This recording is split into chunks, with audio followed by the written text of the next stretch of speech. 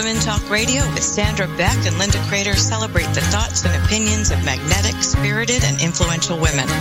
Each week, bold, brilliant women spark vigorous conversations on the complexities of life, love, and happiness. Now here are your hosts, Sandra Beck and Linda Crater.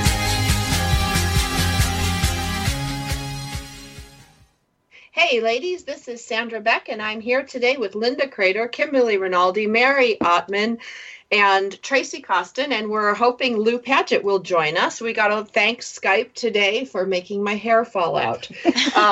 If there isn't anything more about persistence, then we are persisting in getting the technology right today, despite email snafus. We've got malware. We've got an RSS feed site down, yet we are still here because we are persistent. We are dynamic women, and persistence is one of the things that all of these ladies have and continue to amaze me with their expertise and not giving up. I'm going to go to Mary Ott first. I would like you to share your story briefly and talk about how you do not give up.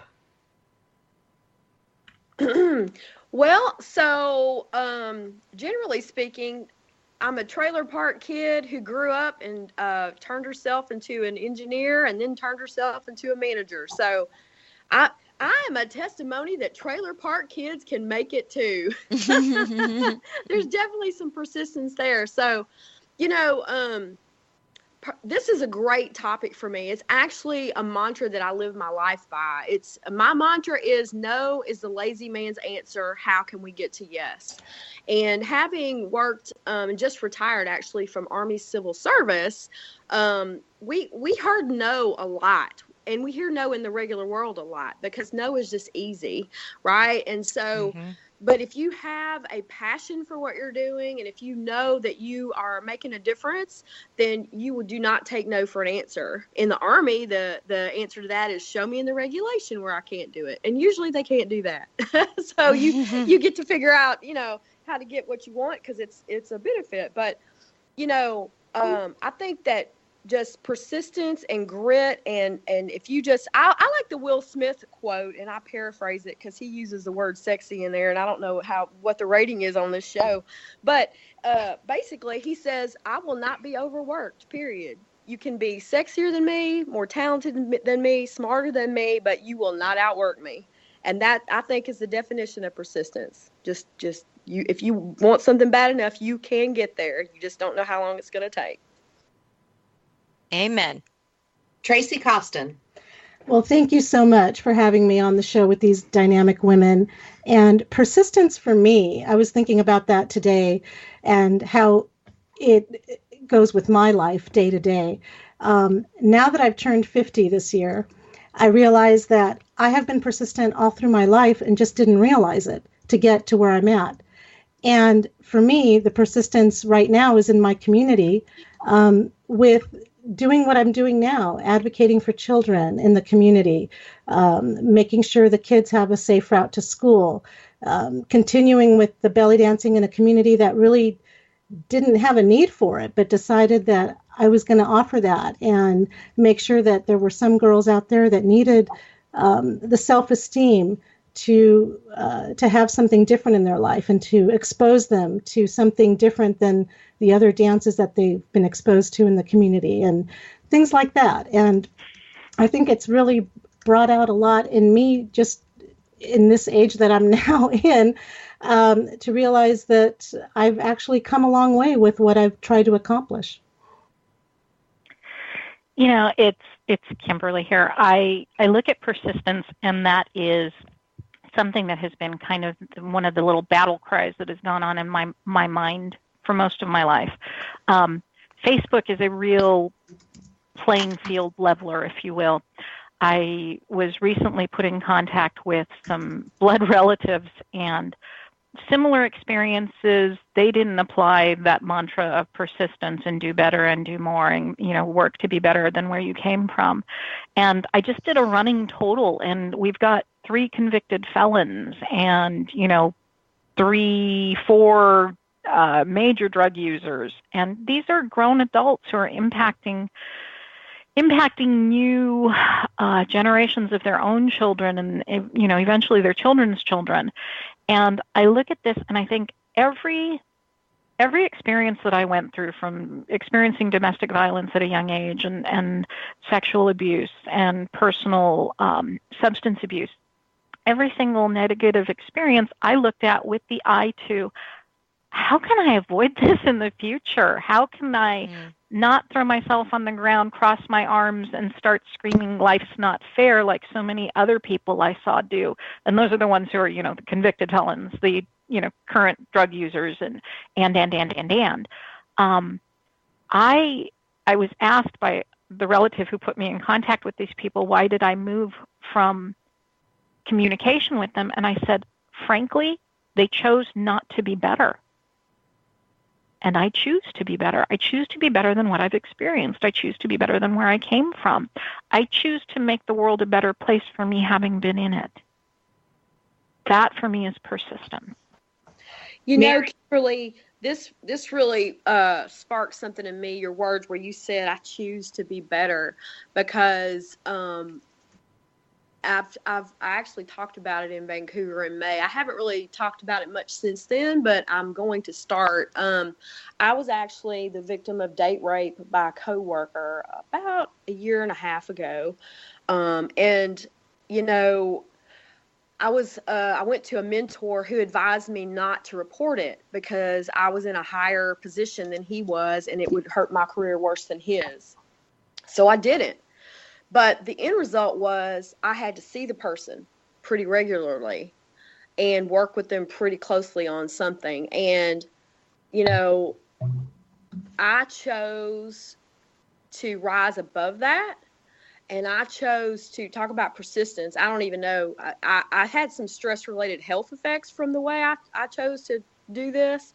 But, I chose to not let him change me. And I had to see him, and I just made the decision in my mind that I'm going to treat him exactly like I would treat another person in this situation. I'm not going to let my personal feelings come into this at all. And now, we're not going to be chit-chatting at the water cooler, right? But at the same time, he was not going to lower me as a professional. I had a professional reputation of fairness and integrity, and he was not going to diminish that and cause me to be less than I am.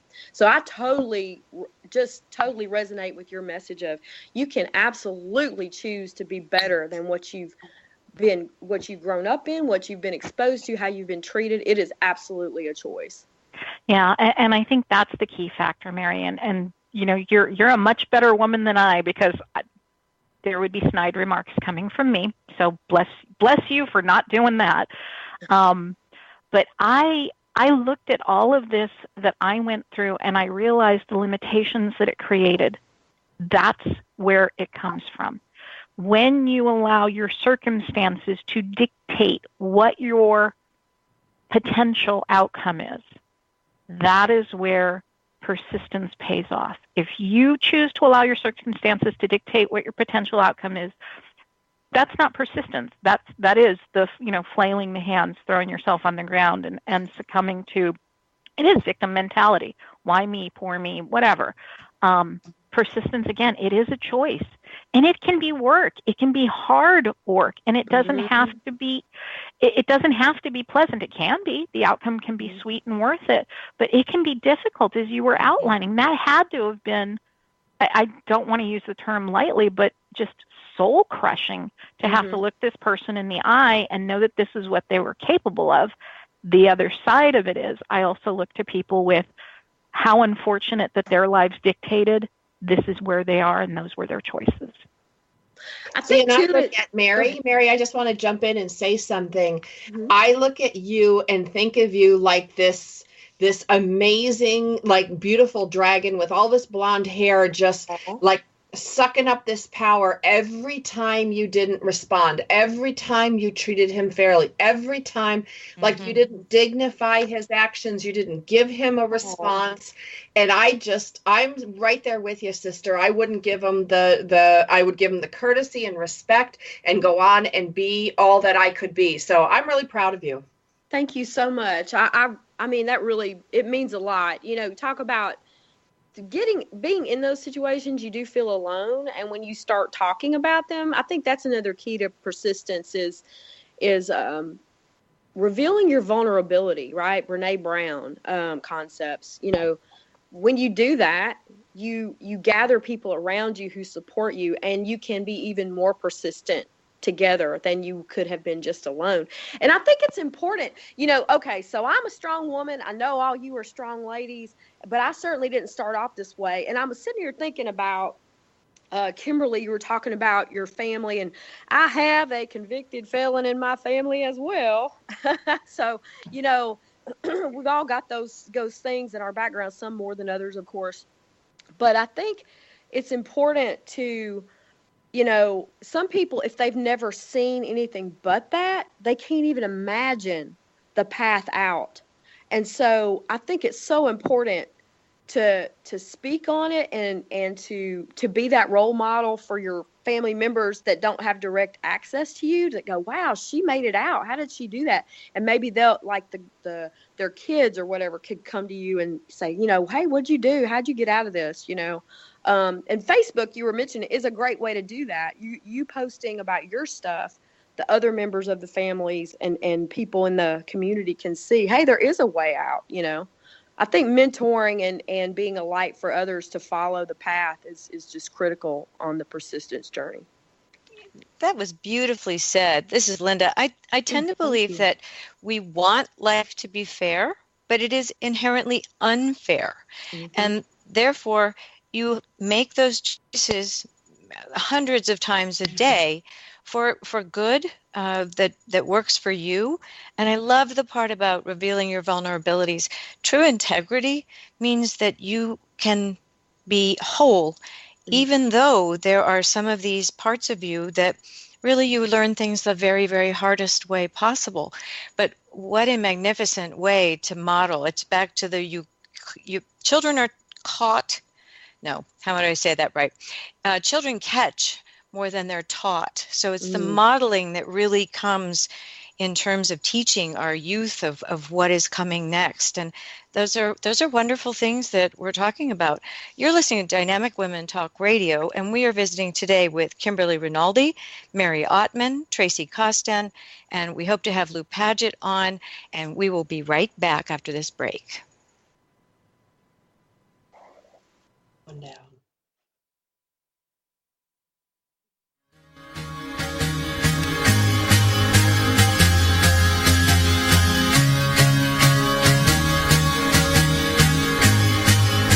We're Dynamic Women Talk Radio, and we'll return after these short messages.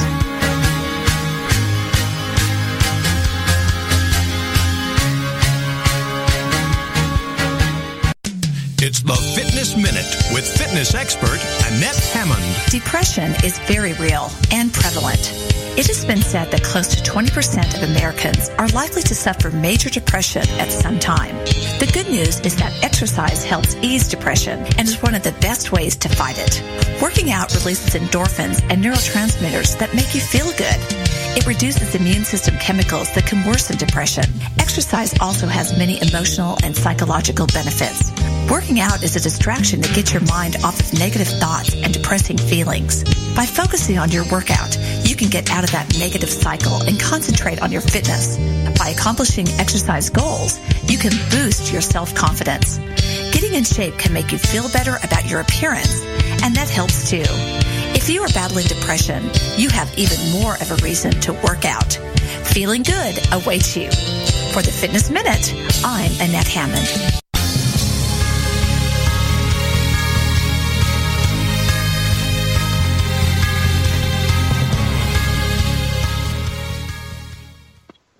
Hey, ladies, this is Sandra Beck, and I'm here with Mary Ottman, Linda Crater, Tracy Costin, Kimberly Rinaldi, and Lou Paget is joining us. And it's so exciting for me today because persistence is a big deal with me. Ever since I was a little girl, my dad would say I'm like those Bobo dolls. You know, you punch that rubber doll in the face, it goes down to the ground and just bounces back up. And I don't know where persistence genetically and then environmentally took off or left off, but I will tell you, when you're a girl and you want to keep up with your brothers and be included, persistence is the name of the game, and you have to work harder and run faster and take a hockey puck, and not cry in order to be included. So that's what I attribute my development, or at least my early development of persistence to be. And then I watched people be persistent and be successful. So, that's kind of like my dog and pony show. I'm going to go to Lou Paget first and talk to her.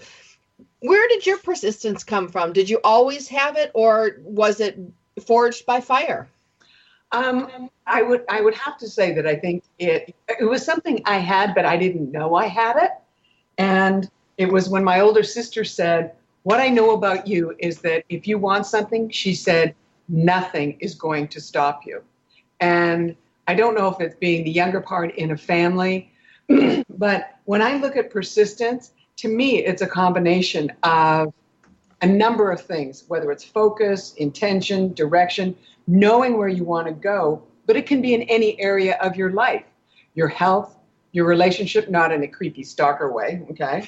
But your sex life, career, and persistence for me really showed up with career when I was doing something and everyone told me, "Who do you think you are? You have no business doing this." And I said, "I'm not doing it for me," but I was persistent because I knew people wanted the information. And so in that one, I can feel it like cellularly. It's just there. Bra shopping is the pits. I don't want some weirdo or some 20-something poking at the girls when I'm over 40. Yeah, that's right, little sister. That's what they look like 25 years and 2 kids later. But what if you could skip all that and find the perfect fitting bra in minutes, online, in the comfort of your home? Sound too good to be true? It's not. It's our new sponsor, Third Love.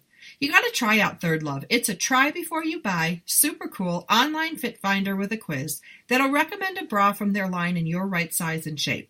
They offer half sizes, which is awesome for the in-between girls like me, and a Rockin' Help Center where you can chat, text, call, or email questions or concerns. Best of all, you can try on Third Love's amazingly comfortable bras free for 30 days, and you pay just $2.99 for shipping. You can really try this bra. Wash it, wear it, and if Third Love's bra isn't your favorite, return it or exchange it for free. And those returned or exchanged bras get donated.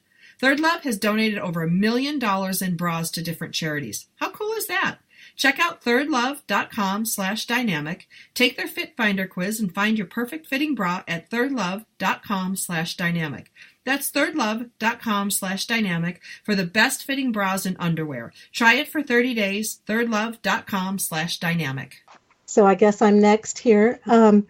For me, being 4'11", I learned at a very young age that in order for me to be persistent in what I wanted to get, I always felt like I had to work harder because I was always the shortest one on a team, the last one to be picked for a team, the shortest one all through school. And so I realized at a very young age that I had to maybe even work a little bit harder because of that. And throughout my life, I realized that I wasn't going to let my stature get in the way of what I wanted to do. And that's what I try to instill in the young girls that I teach, bringing out their self-esteem and encouraging them to be their best, whether it's in a dance routine or running for a school office. I always encourage them that go beyond your physical abilities and just put yourself out there. And I think I've been able to instill that in young girls, but it's a long journey, definitely. Mary? You know, it's interesting. The path of persistence for me has changed in the motivation over the years. You know, when it started out, I was really bad at sports, like last person picked every time. Like one time I caught a fly ball in right field and the other team clapped, like for real. That's how bad it was. And so that was 8th grade. It wasn't traumatizing at all. So, but back then, you know, academics was where I shined, so to speak. So, you know, persistence was my inner sense of competitiveness, and I liked to crush the field, so to speak. And just basically, I liked the positive feedback. And as in general, I'm driven by positive feedback, and that was my only outlet to get it. And so I was going to get it no matter what, right? Well, Then you grow up and life happens, right? And then, you know, all those stories you hear about, first you have you have those puppy love heartbreaks, and then you know, turn into a grown up and you have like serious rip your heart out of your chest. How am I even going to go on kind of stuff. And then I think persistent, it literally gets down to you don't even think about it. You just step by step, you keep moving, and you see that if it's in the action, it's in the moving, don't stop moving, and you will get out, you will get through, and you will make it to what you want to achieve. So it's your inner sense of persistence and competitiveness and achievement combined with real experience of, you know, action works. Just keep moving. You know, my name is Kimberly, and I have ODD. It's oppositional defiant disorder. You tell me no, I'm going to do it. That's just me. It is a real thing. Evidently, it wasn't a real thing until a few years ago, but it is a real thing. Yeah. That's awesome. Yeah, it's another label that we've come to put on to people who just want to do things their own way, and that's what it comes down to. For me, it was very much, it was that independence. It was that striking out and doing things my own way, which I started very young.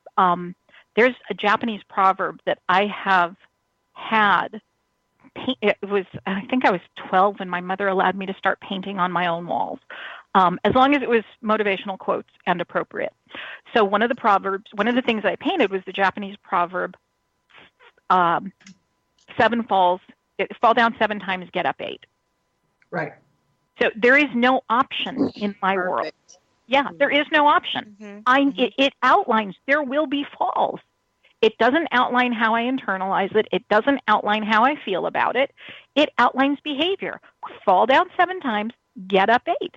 Doesn't matter. Fall down 1,014 times, get up 1,015. So this is sort of what has driven me. And then there, you know, it's the ODD. You tell me no, I'm going to find a way to do it. And it's not that I'm, you know, screw you and flipping the bird. It's, well, just because you can't doesn't mean I'm not. Watch me. Watch me. It was my battle cry for many years. Watch me. So that came from development. I wanted more out of life from a much younger perspective than most people. Well, and I think it's also shaped by our culture. You know, I look at, you know, many of us in our generation we listen to the Brady Bunch. We listen to a lot of those 30-minute sitcoms that everything was fixed in 30 minutes. You know, Carol and Mike Brady, you know, they could fix all those 6 kids in 30 minutes or less. And I look at our generation today, and myself included, you know, the instant gratification that we get with, you know, if it's not fixed right away, if it's, you know, nothing causes people's frustration to go higher through the roof quickly than when they can't get a cell signal. Actually, I'm grateful when that happens. Yeah. I'm sorry. Yeah.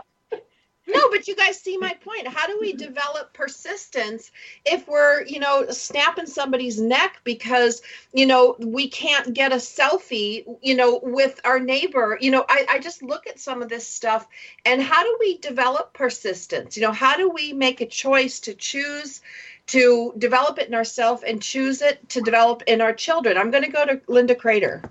I think that's an excellent question, and I'll start first with an observation.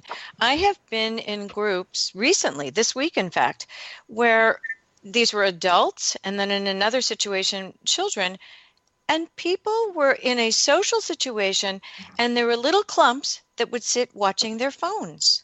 Right. And I simply just don't understand that. To me, that's not respectful. And I want to pay attention to who I am talking to. I have 2 things to say. That I was listening to all of you ladies, agree with everything you have to say. My mother used to say, you know, you drive with the all the way down and occasionally put on the brakes. You're always agree with, I think it was Kimberly who said, keep moving. And I believe that our values drive the way. But there's a wonderful saying that I've seen, I'm sure you've seen it as well. And it's just this little statement. It says, underestimate me. That'll be fun. because it's not going to be fun for you. I'm not going to make it painful, but go ahead, underestimate me. And I'm 5 feet tall, since we're going on to the height challenges today, because some of us are little. It is really very interesting how stature, how you present, how you speak, your confidence level, your knowledge base, all are things people make judgments on. And so part of persistence is ignoring the judgments of others or taking them into consideration and then disarming them by dissolving those problems before they even surface. So I think it's pretty interesting. I think a lot of it boils down to character and your personal integrity of keeping going no matter what. Find a way, find an answer, either go around, go under, go above, but don't stop, because stopping just means you aren't going to get where you want to go. This is Lou speaking. When we speak of how can we create persistence within someone or within ourselves, we have to have role models for things in our lives. And what we have right now is generations. It's multi-generational now, where they have no patience. They want to be rewarded for nothing. They want to have, they cannot deal with stress. And what we have to show people is that persistence in anything you're doing, the reward is at the end. It's not immediate. And we have created a way of people socially interrelating that they don't relate. And persistence also comes from an awareness that you trust yourself. And many times these people are being told they can't trust what's going on around them. They have good griefs. How many of these people didn't even know how to frickin' choose a friend? And their parents, set up all their play dates, so they don't have a judgment about this. And that, I think, when you're talking about persistence, you also have to look at trust, and you have to look at having the experience of having a failure and knowing that you can bring yourself up, okay? And that, I think, we all have to be role models for people around us ongoingly. And that means, oh my God, establish eye contact. What a shocker, huh?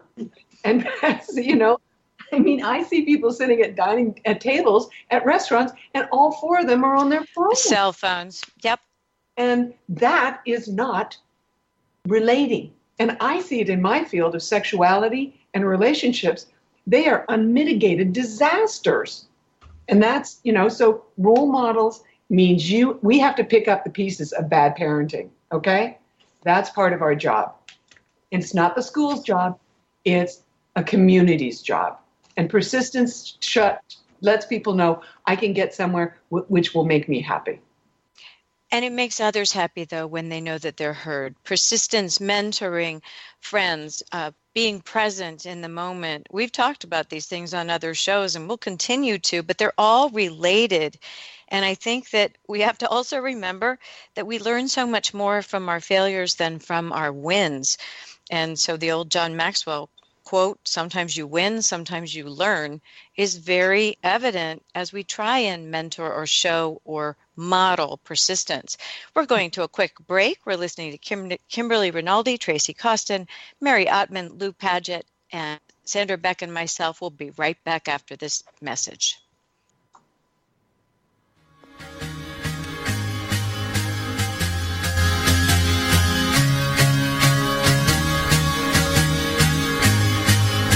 We're Dynamic Women Talk Radio, and we'll return after these short messages.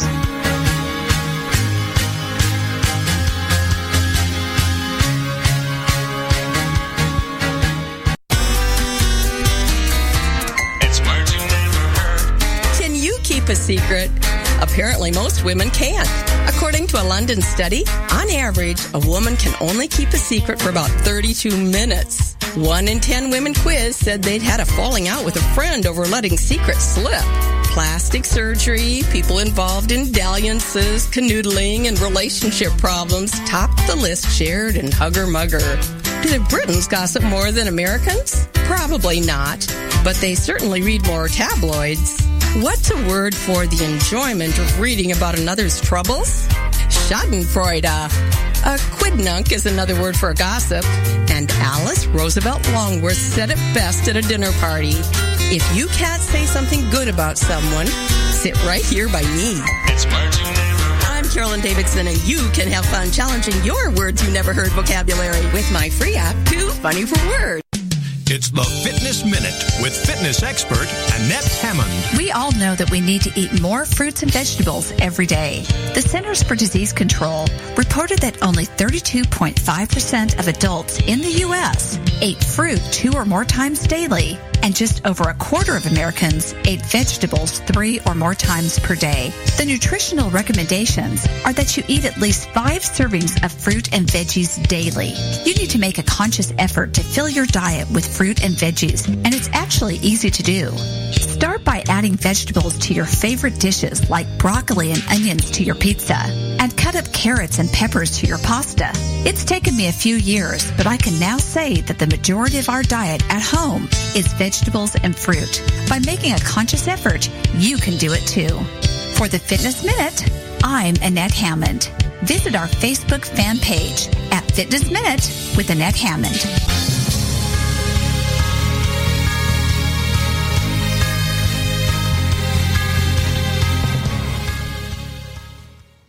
Hey, ladies, this is Sandra Beck, and we're here today on Dynamic Women with Linda Crater, Mary Ottman, Kimberly Rinaldi, Lou Paget, and Tracy Costin.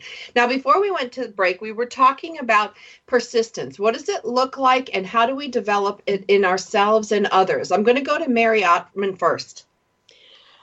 Okay, so, I think in terms of persistence, my philosophy has always been you don't know how much you can take unless you're stressing the boundaries, right? So if you're just staying in your comfort zone, all you know is where you've been and you don't know how far you can actually go. So for example, a lot of people gripe about Austin, Texas traffic, the traffic jams, and they are not kidding. They are bad at rush hour.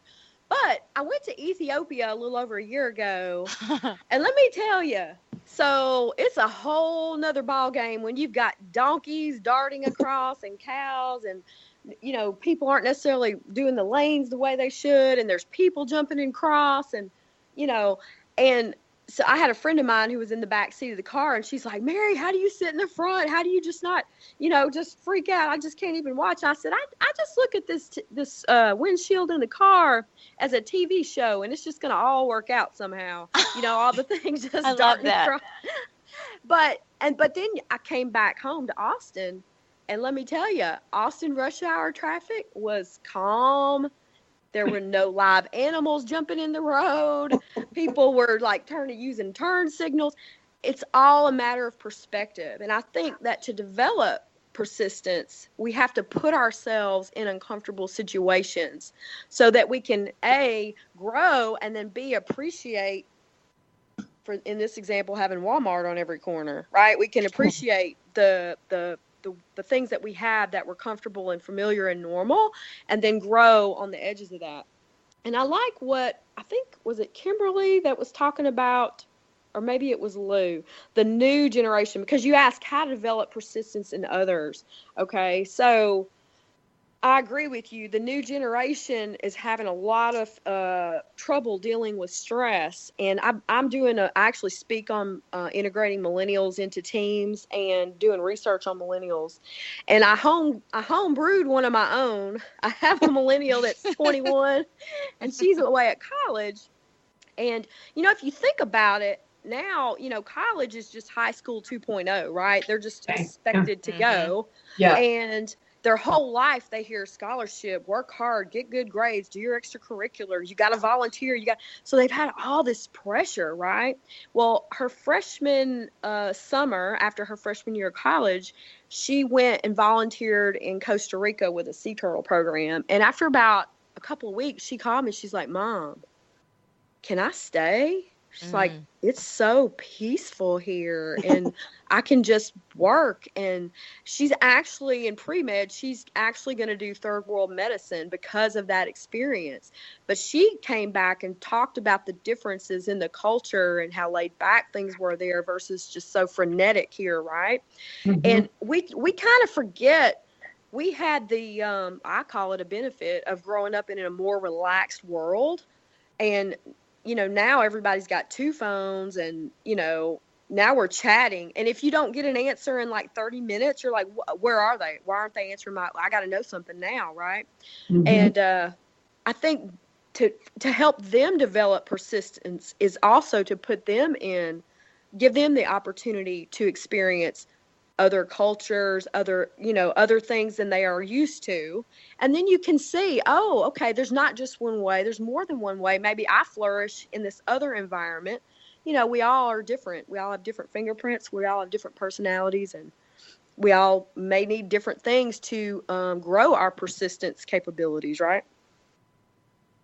Right. I would agree. I want to go back a little bit to what Lou had said previously about taking responsibility for your actions and the me generation and I want satisfaction now. I think it's important when we're being role models, especially with children, and we're instilling that never give up persistence attitude, to let them know that the rewards might be different than what they originally thought it was going to be, and that's okay. Maybe the reward wasn't as great as they thought. But to know that as long as you're persisting to do your best, that's really important. And I don't think that's instilled enough in our youth today. I think there's that be the best and win, and the competitive nature and the gratifying moment for the moment. I think that we need to go back to just the way it should be. And in my philosophy anyways, that we have to make sure that we are instilling the best that person can be, and be realistic to how their expectations are for that particular person, and to reward them in different ways, and to know that it's important that we instill that kind of persistence, but to know also that it's okay sometimes to start over, not give up, but to start over and maybe look at things differently. Okay. That's me. Lou Paget?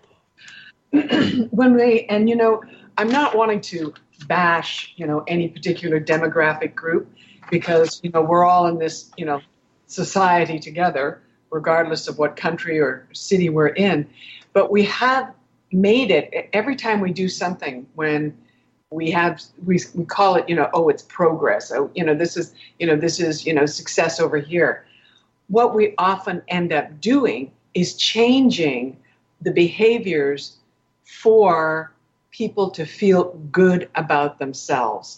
And now we have, geek chic. So now geek is the thing that you want to be, and geeks run the world. Whereas when we grew up, the geeks did not run the world. But when I look at persistence and being a role model and doing anything, it is part of that attitude of do the best that you can and then go further. And if that means that you're uncomfortable and on the edge, good. Congratulations. But where many people will stop is, I don't want to be told I'm doing something wrong. I need to be rewarded, whether that's the dopamine little ping that you get when you get a little text back within 15 seconds. What we need is to know that we can create that in many areas. And one thing that I think people really have to have an awareness of, the better your food is putting into your body, the better your brain's going to function, the better. And DNA is merely a light switch. You can turn it on, you can turn it off. And what you do with yourself in your persistence, whether it's your health, better food, whatever it is, that is how you role model for others. That is how you create what people will follow. It's a conversation in an elevator with someone about turmeric, whatever it may be. Next, we're going to be closing here. No, we've got a little bit of time, Lou. I'd like to think of, when I say no or I tell people I'm going to do the opposite, half the time these days it's right. I mean, how crazy is that? We've got so far off track with so many things. And, the question really arises is, when do you pull the trigger? When do you give up? When do you, as the military says, advance in another direction? Wave the white flag. That's one of the hardest things that I have is giving up, because I'm like a dog with a bone. And, you have to rip out all my teeth and my tongue and then my jaw, cut my head off, and then you'll get the bone back. And if I set my sights on something, I'm really mulish. And it's a benefit, but it also can be a curse. Linda Crater. I sort of piggyback on top of that as well. And I think finding the strength and the wisdom to know when to cut your losses only comes with age, experiences, because I love challenges. I love finding problem resolution. When no one has thought of that in some way, shape, or form, I want to be able to find out the way to make it happen, not for the glory, not at all, but just to be able to try something new, because I think that's really fun. Challenges do breed creativity under the right circumstances, but it is very hard for me as well to say no. I still find my inspiration during shower epiphanies, as I call them, because when I'm somehow water's hitting me in the head, it seems to work. And evidently there's science to support the fact that water helps our brains process things. But at any rate, I listen to those epiphanies. And here's also where I think persistent and to quit comes intuition entering the game. Because as we get older, we learn to trust our intuition just a little bit more than we did before, if not a great deal more. And we rely on our intuition, our experience, our friends, our peers, those we trust, and our awareness is raised. So I find that it's a whole lot of things that go through your mind before you say, nope, it's time to make a switch. I'm hitting my head against the wall and it's getting pointy. Yeah, as a flat foreheaded individual, right, Linda, I'm with you. My flat foreheaded sister. And for me, like you, like Sandra, it's in the challenge, it's in the fixing, it's in the innovating. Those are the things that light us up. This is why we keep going. And the reason I pose this is because there does come a point where you really have to look at where do you cut your losses. And I love that you brought up that intuitive internal compass, if you will, because it will start to take a toll physically. When you're expending energy that should be going to other appropriate things, you will start to see it take a toll physically. And that is that's my litmus test. How do I really feel about this? Yeah, I'm getting lit up about the process, but how do I feel? Is it creating disturbance? Is it causing me to collapse inward? Am I expanding outward? Because that really is what, as a human, we want to do, is continue the expansion, continue the growth. So if I'm starting to limit who I am, or it's starting to limit my life, then, as Sandra said, we start to advance in another direction. And sometimes it's a 1 degree directional change. Sometimes it is turning around and walking away from it. But sometimes the letting go is the lesson. And I don't remember who said it earlier, that rapid reward thing. Sometimes the reward is the muscle building for having done it. Okay. Absolutely. And I'm so glad you brought up somatic body changes to the intuition and what your body is telling you. So we will come back and we will talk further about persistence, the pluses and the minuses of being persistent. And when you're listening to Dynamic Women Talk, you can find us on iTunes and listen to more of our shows at dynamicwomentalkradio.com. We'll be right back after these messages.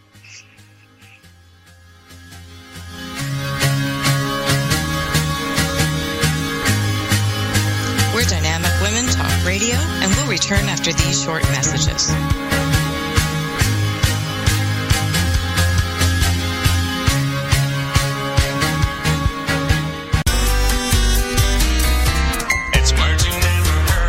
Got a lead foot? A According to state troopers, here's what not to do when you get pulled over. Don't be a lachrymous and start crying right away. It doesn't help. But if you're under 20, crying won't be held against you. Don't ask for a break, and don't yell or start any argy-bargy. And one trooper said, if they're going to flirt with me to get out of a ticket, it would probably insult my intelligence. But unfortunately, I don't get hit on all that often. So flirting or being a gill flirt won't work. Did you know that 15% of all drivers get 76% of all traffic tickets? And the odds of winning if you challenge a traffic ticket in court are 1 in 3.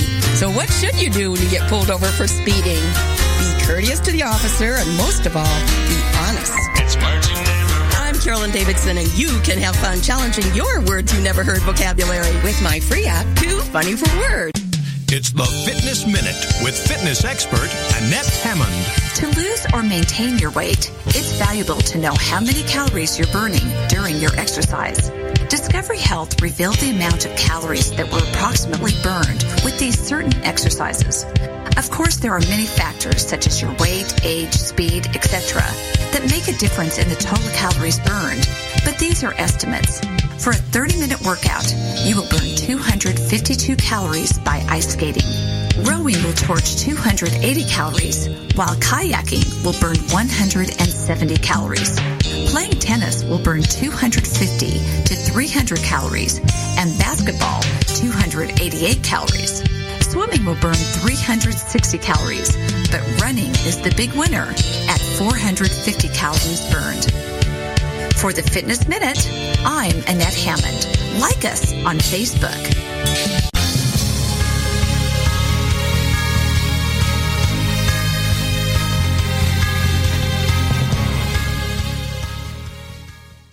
Hey, ladies, this is Sandra Beck, and we're here with Tracy Costin, Kimberly Rinaldi, Lou Paget, Linda Crater, and Mary Ottman. We're talking today about persistence. We talked about how do you get it, what does it look like, how do you develop it. Now we're talking about kind of taming the lion and how do you manage it. When is it time to call it quits? When is it time to give up? I'm going to go to Lou Paget first. Okay. I'm going to use 2 examples myself, and usually I do not talk about my personal life, but probably the biggest one of knowing when to, put the knife into, the stake into the heart was my own marriage. And I, had the attitude, I made a vow, I said I was going to do this, I lived by my word. And then what happened was I realized that he was a complete infidel, and there were a couple of other, moral flaws, and I was not about to. There's an understatement. Yeah, baby. And I was not about to, just say, okay, that's it, I'm done. And what happened when we talk about listening to your gut and listening to the intuition, I have the same thing. I get the shower, enlightenments, but I also ask for direction when I'm sleeping. And I had woken up in this morning, and all of a sudden there was the thought actually came through my head, and it was almost like a little ticker tape, and it went like this: this marriage is over. And bam, within a millisecond, there was like this other thing that shot through my head and said, it's going to be bigger than you ever expected. And I knew that referred to my life. That is when I knew, okay, this is it. And that was, to me, a lesson of something, and I did it all on my own. I was very private about it, but knowing that I listened to that, and it rang so true. Now, when we look at other areas of when we're in a career and you've pushed and pushed and pushed, at some point, all of a sudden, things aren't fun. And they were fun before, and you enjoyed them, and there was satisfaction. And at that point, that is when I realized I don't want to be doing seminars all the time anymore. It's not fun. And could I keep doing them? Sure. But again, we talked about there's the physical impact, the somatic impact that occurs when you're not listening to what your heart, which is the gut stuff going on, that is the one that has as many neurons as your brain, and it will tell you the truth. So I think you have to listen to your body, and you have to listen to your intuition. Those two, to me, they're like the little golden stars. They'll give you the info. Next. That'd be Mary. That would be Mary. That would be me. All right. So I've got a few thoughts on this.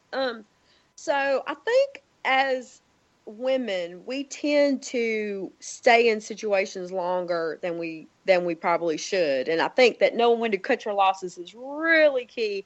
You know, I had a friend who stayed in a job working for a male chauvinist for 15 years before she got out of there. And as soon as she got out of there, her career skyrocketed. And she wanted to, it was like she felt like she needed to like change his mind and get him to, you know, think she was, you know, worthy. And you're just not going to change somebody's mind when they're that firmly entrenched, right? And as soon as she got out there, she took off, right? And it's not just male chauvinism. I've got another friend that is working for basically a female, younger boss than she is. And she's having a very similar experience where sometimes you're working for a boss, your personalities don't click, you just don't get along, and you stay in it trying to change their mind. And so when do you cut the loss? That was the question. And I think the answer is when you're not in alignment anymore with either your goals for your life, your goals for your work-life balance, your goals for how you are as a person. If the job migrates, you get a new boss and they're asking you to do things that aren't integrity, you cut your losses, you go. If you know, and your life could change. You know, I used to be on the road traveling every week. I actually love to travel, but you know, when my child was a certain age, I needed to come off of that. So that would be a time to cut your losses. You know, we talked earlier about my situation where I was not going to let him change me, and I stayed in that job. And that was a case of mind over matter. My will was stronger than my body because my body started breaking down. I started having all kinds of, I ended up in a cardiologist's office. It ended up not being a heart thing. I had all kinds of digestive things. Now, honey, when I went to the hairdresser and she told me she saw my hair starting to fall out, I dropped my retirement papers immediately because I can end up in a cardiologist's office and the other office, but when the hair is involved, when the follicles start going, I got to go. So that's, you know, that's what another litmus test for cutting your losses. But, but we shouldn't wait until we have detrimental health effects to cut them. We need to recognize before that, okay, this is not a winning scenario for me, you know, and I should have gotten out sooner. But, you know, you learn lessons. And I will say, I don't know where everybody is on faith, but I learned in that, you know, in the South, there's an expression, if God brings you to it, he'll bring you through it. Well, in the middle of all that, I started thinking, yeah, but he may not bring you out alive because that's not a bad scenario for him, right? If you're going, you know, so I was, you know, you start, you know, when you're starting to question whether you're going to live through something, it's probably time to cut your losses too. But I think when it basically boils down to when you're waking up every day and in a situation that doesn't fill you with joy on a consistent basis, you're going to have ebbs and flows. But then it's time to start looking because I feel like that's your calling, edging you to move on. You've learned everything you could learn from that situation, and it's time to move and grow. I would agree. I think, this is Tracy here, I think we can all agree that we're all going to cut our losses when it's starting to affect our life, our family life, our friends. And it's okay to give up. It's okay to move on and do something else. And it's okay to, when you're mentoring someone or telling your kids, it's okay. Sometimes you give up, but when you give up, you learn from it and there might be something better down the road.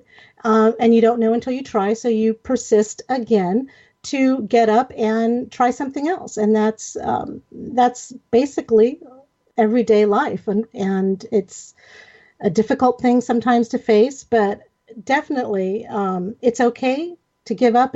And knowing when to give up, that's the thing. And that's sometimes not so easy to do.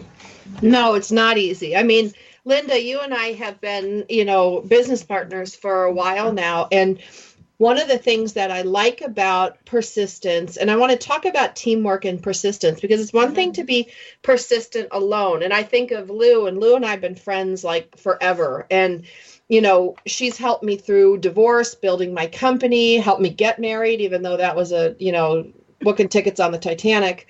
And I got Tracy here with me, who's kind of been my parenting persistence partner. And when we talk about persistence, I think we also have to talk about, you know, teamwork, community, tribe, whatever you want to talk. It's really hard to be persistent in a vacuum. So I'm going to just throw that out there. And I'm going to go to Lou Padgett first, because I think you've known me the longest and the bestest of anybody on this show today. Let's talk about persistence in our lives over the last 25 years.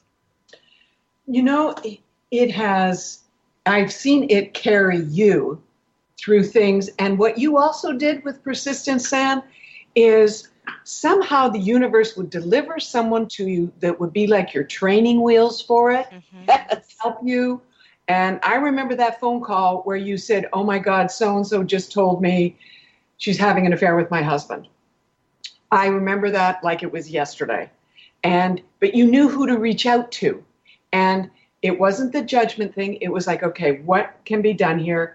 And what persistence to me means is that it doesn't stop. You don't stop. You are looking for a way to move through. As, you know, was it Mary who you said in the South, if God brings you to it, he'll get you through it. But for me, yes, that was me.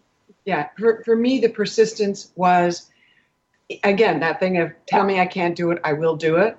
But it's also that I knew that there was something that needed me to do it. I wasn't doing it for me. I was doing it because people said, we need you to do this, and there would be a benefit somewhere. And to me, that's what I think we look at, is that there is a benefit that we can bring to the table, and not from an ego standpoint, but that we are capable of doing it. Volunteering on the AIDS ward, I did it because I could do it, not because I was such a hero. And so, Sam, when we look at how persistence has helped carve our lives, it's had us see that there's a horizon that we can move towards. Well, and then all you have to do is reach out a hand. I mean, you know, when you think about, you know, what do you do in that situation? I picked up the phone and called you, and you were there. And, you know, neither of us moved mountains that day, but it was definitely a way to move forward. Well, you actually did, darling.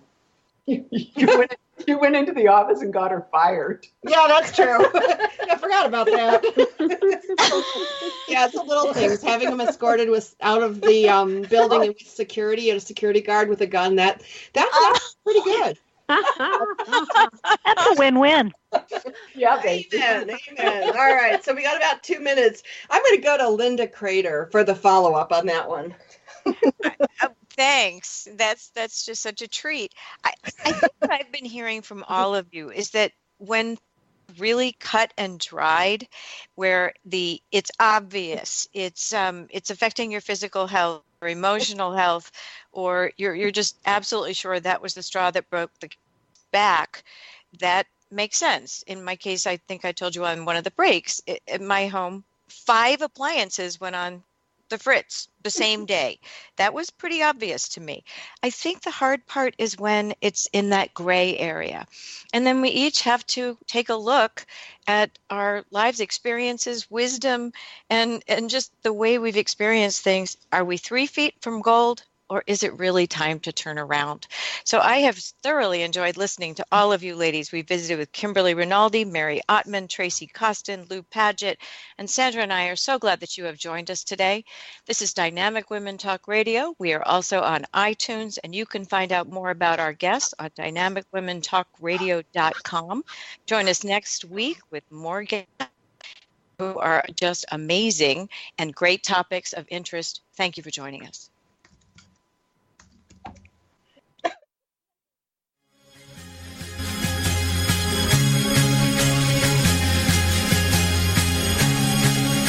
Thank you for tuning in today to Dynamic Women Talk Radio, and join us each week.